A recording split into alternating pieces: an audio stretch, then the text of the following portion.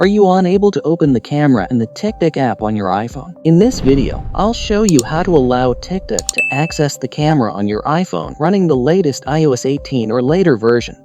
First, open the Settings app on your iPhone. On this page, scroll the screen to the app's setting. Now, find the TikTok setting, simply scroll the screen and click on TikTok. Over here, make sure the camera toggle is green. If the toggle is white, please turn the toggle to the right side so that your iPhone allows TikTok to use the camera for the TikTok app. This is a specific TikTok setting.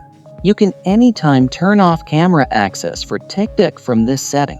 Right now, you need the camera setting on, so keep turning it on and go back to the TikTok app. If the TikTok app can't access the camera, force close the app and retry using the camera in TikTok. I really hope you found this video helpful.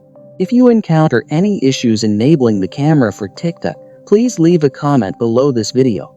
Sometimes screen time can block the camera from being used by third-party apps. I'm happy to help you. You guys, thanks for watching.